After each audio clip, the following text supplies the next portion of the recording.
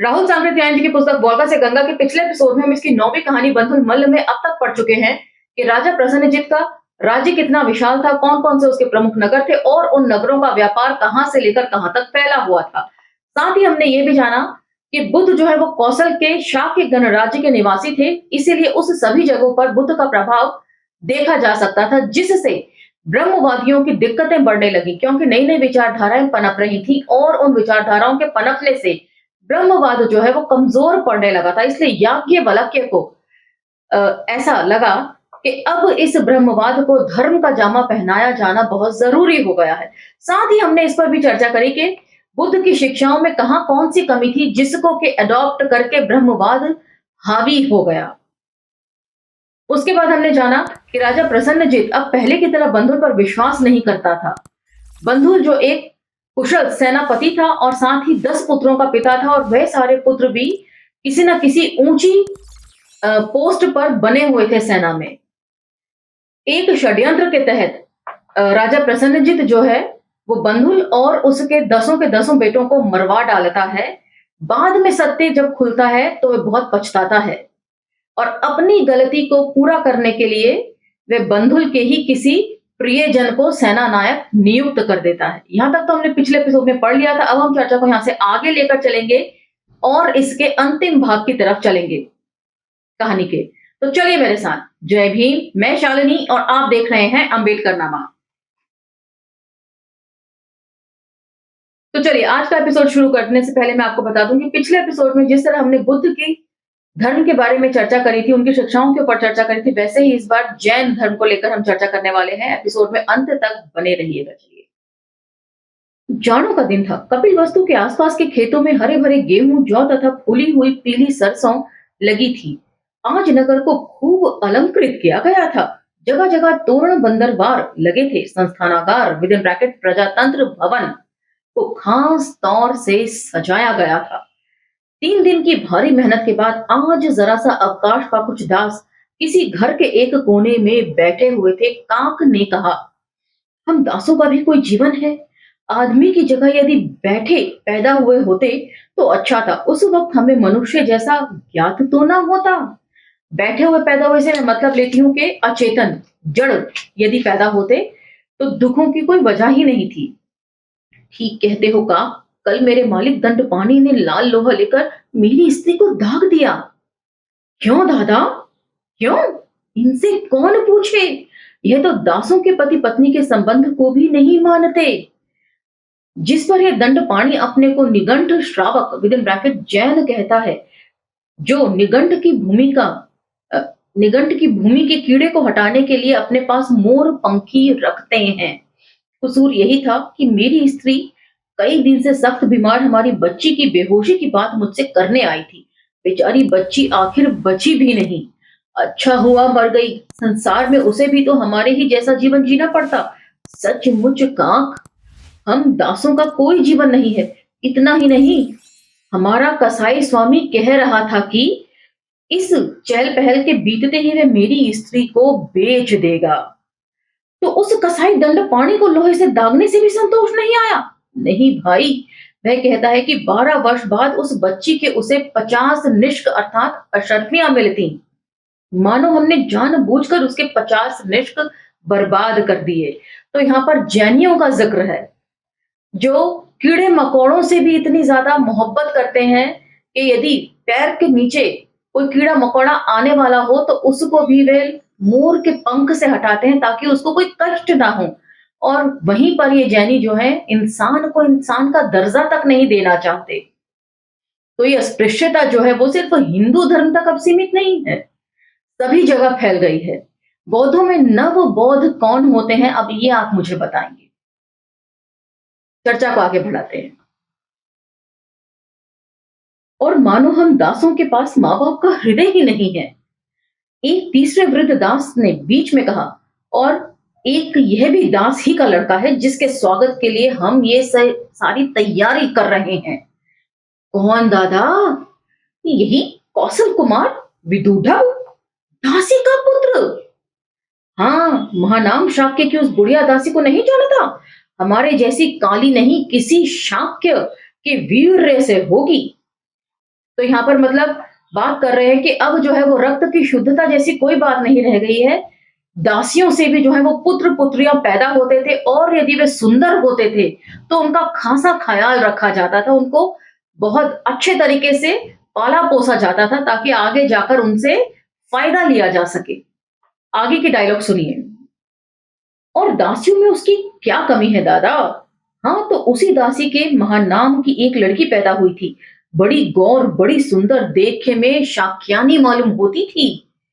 क्यों ना मालूम होगी, और सुंदर लड़कियों को चाहे वे दासी की ही हो, मालिक बड़े चाव से पालते पोसते हैं। कौशल राज प्रसन्नजीत किसी शाक्य कुमारी से ब्याह करना चाहता था, किंतु कोई शाक्य अपनी कन्या को देना नहीं चाहता था। शाक्य के अपने तीनों लोक में सबसे कुलीन मानते हैं काक, किंतु साफ इनकार करने से कौशल राज्य शाक्यों के गण पर कोप करता। इसीलिए महानाम ने अपनी इसी दासी की लड़की को शाक्य कुमारी कहकर प्रसन्नजीत को दे दिया। इसी लड़की वार्ष भक्षत्रिया का लड़का है ये विदूधव राजकुमार। तो शाक्य अपने आप को बहुत ऊंचा मानते हैं और प्रसन्नजीत राजा जो है वो उनसे नीचे के पायदान पे आता है। तो जाति व्यवस्था का ही एक रूप है ये भी, किसी को भी अपने से कमतर मानना। लेकिन अब तो वह भी हमारे खून का वैसा ही प्यासा होगा जैसे शाक्य। बाजे बजने लगे। शाक्यों ने कौशल राजकुमार की अगवानी कर संस्थागार में बड़े धूमधाम से उसका स्वागत किया। यद्यपि भीतर से दासी पुत्र समझ सभी उसके ऊपर घृणा कर रहे थे। मतलब वो राजकुमार है, लेकिन फिर भी जो है लोग उसे दासी पुत्र के तौर पर ही जानते हैं और उससे घृणा कर रहे हैं। तो कहीं ना कहीं मुझे ऐसा लग रहा है कि ये स्टोरी जो है वो कहीं सम्राट अशोक को लेकर ना लिखी गई हो, उनके चरित्र के हिसाब से। विदूढ़ अपने मातुल कुल का स्वागत ले नाना महानाम का आशीर्वाद पा खुशी खुशी कपिल वस्तु से विदा हुआ। दासी पुत्र के पैर से संस्थागार अपवित्र हो गया था, इसीलिए उसकी शुद्धि होनी जरूरी थी। और कितने ही दास दासी आसनों की धूल से धोकर शुद्ध करने में लगे थे। आसनों को धूल से किस तरह धोएंगे, ये मेरी समझ से परे है। यदि आपको ये बात समझ में आ रही हो तो मुझे भी समझाइएगा कमेंट सेक्शन में। एक मुंह चली दासी धोते समय दासी पुत्र विदूढ़ को 10,000 गाली देती जा रही थी। विदूढ़ का एक सैनिक अपने भाले को संस्थानागार में भूल गया था। लौटकर भाला लेते वक्त उसने दासी की गाली को ध्यान से सुना। धीरे धीरे सारी बात का पता विदूढ़ को लगा। उसने संकल्प किया कि कपिल वस्तु को निशाक्य करूंगा और आगे चलकर उसने यह कर दिखलाया। उसके क्रोध का दूसरा लक्ष्य था प्रसन्नजीत, जिसने उसे दासी में पैदा किया। दीर्घकारायण अपने मामा और ममेरे भाइयों के खून को भूल नहीं सकता था। उधर बुढ़ापे में अपनी सारी भूलों का पश्चाताप करते प्रसन्नजीत अधिक से अधिक विश्वास और मृदुता दिखलाना चाहता था। एक दिन मध्याह्न भोजन के बाद उसे बुद्ध का ख्याल आया।